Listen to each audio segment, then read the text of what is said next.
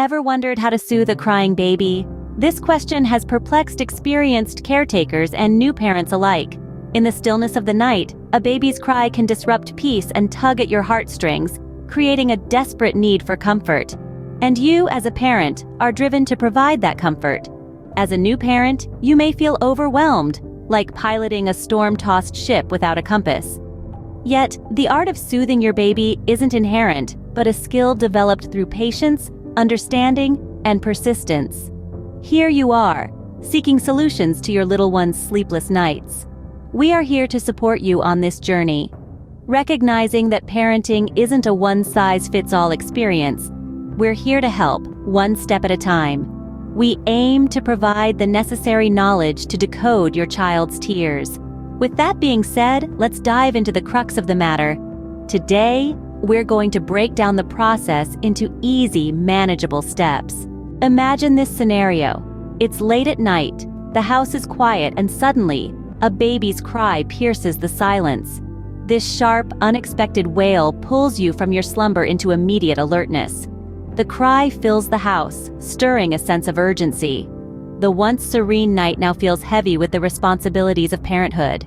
This sound, this call, demands an immediate response. You're hit with panic, not merely from the sound, but its implications.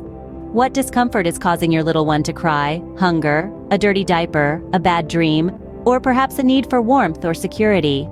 These concerns propel you from your bed, guided by scant moonlight. Each step to the nursery feels like a step into the unknown. Your heart pounds with uncertainty. Your hands tremble as you reach for the nursery light. So, where do you start? Step 1. Check the basics. This is the golden rule when trying to comfort a crying baby. Often, a fussy baby is trying to express a basic need. A baby's cry is their primary language, their way of expressing discomfort or need. A common reason for a baby's cry is hunger, particularly for infants still breastfeeding or bottle feeding who need food every few hours. Your first action should be to try and feed them. Their discomfort might be as simple as a hungry stomach. Another reason might be exhaustion. Babies can become too tired to sleep, leading to a crying fit. In this case, try singing a lullaby, rocking them, or swaddling in a warm blanket to encourage sleep. If they're still crying, they might need a diaper change. This is an easy fix with instant relief. Soothing words along with diaper change can work wonders. But if the crying continues, don't panic. It's a baby's way of telling you they need something, and it's your role as a caregiver to figure it out. So if you've checked all these basics and the crying hasn't stopped, don't lose heart. It might be time to move on to the next step. Step 2. Offer a pacifier. Pacifiers may seem confusing for new parents, yet they are an effective tool in a child's early life. Their purpose is to soothe and bring comfort to the baby. For centuries, parents have leveraged this concept. The art of using a pacifier is intricate, involving right timing, proper introduction, and habit forming. It's a tool that impacts a baby's comfort. Sometimes feeding might not completely calm a baby whose needs are diverse. The hunger could be satiated, but what about the craving for comfort or familiarity? That's when a pacifier comes in handy. The key is to understand these subtle cues and respond accordingly. A pacifier, thus, is not merely a tool, but a symbol. A symbol of comfort, familiarity, and love. It's a small piece of silicone or rubber that can calm a baby when used right. If a feeding hasn't calmed the baby, a pacifier might just do the trick. Step 3. Swaddle them. This might strike as somewhat old-fashioned, but it's rooted in truth. Babies find swaddling calming.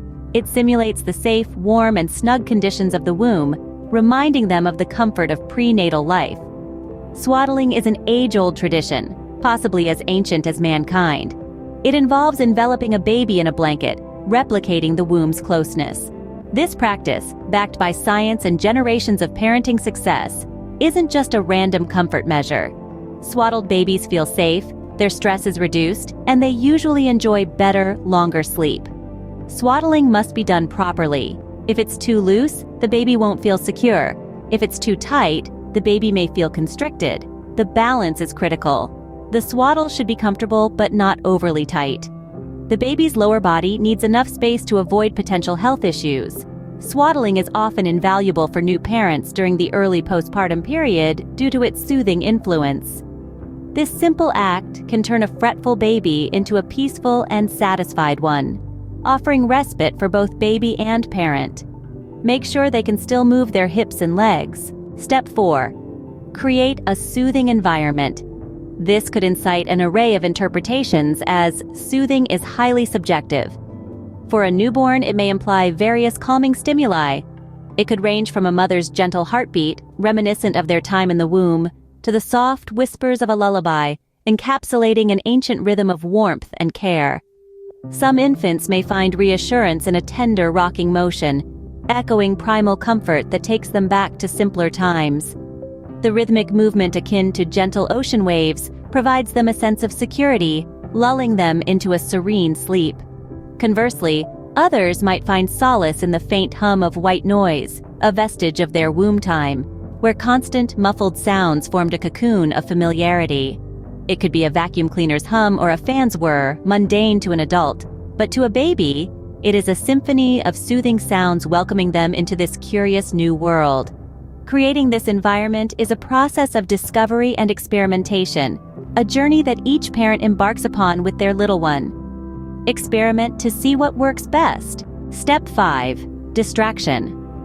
If your previous attempts have been unsuccessful, then it's time to employ the method of distraction.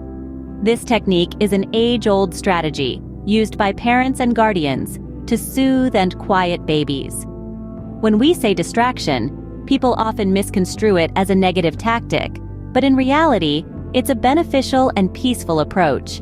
Distraction can be as simple as introducing a new, intriguing object to the baby's environment. To make it effective, opt for bright, colorful toys that can instantly grab the baby's attention.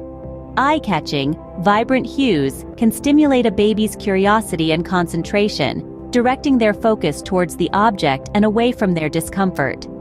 Another fruitful method of distraction is giving a gentle massage to the baby. A massage can be especially calming for a fussy baby, as it aids in relaxation and promotes better sleep. It also helps in improving the baby's overall well-being, enhancing their immune system and supporting their digestion. Moreover, you can consider taking the baby for a short walk outside, a perfect method of distraction that serves multiple purposes. The new environment, filled with different sights, sounds, and smells, offers a sensory adventure for the baby. Babies love new experiences, and the outdoors provide an excellent opportunity for them to explore and learn. The fresh air and change of scene can work wonders, helping to soothe a distressed baby. The beauty of these distraction techniques lies in their simplicity and effectiveness. They not only distract the baby momentarily, but also stimulate their cognitive and sensory development. If all else fails, try to distract the baby. A colorful toy, a gentle massage, or a short walk outside can work wonders. Remember, every baby is unique, and what works for one might not work for another. Each baby has their own set of temperaments, preferences, and needs, so discovering the best ways to soothe them often requires a mix of intuition and experimentation. Begin by addressing fundamental needs. It could be hunger, tiredness, or the need for a diaper change. These are usually the most common reasons for a baby's distress. The key is to remain calm and patient. If these do not work, a pacifier might help. The act of sucking can have a calming effect. Persistent crying might need more attention. Consider swaddling the baby or introducing a soothing environment with gentle movements or white noise. These mimic the comfort and of the womb, providing a familiar sanctuary. If nothing seems to work, try to engage their curiosity, divert their attention. It can be a favorite toy or a new colorful object. By undertaking this process, you will gradually develop an understanding of your baby's unique cues. Ultimately, this journey demands patience and empathy.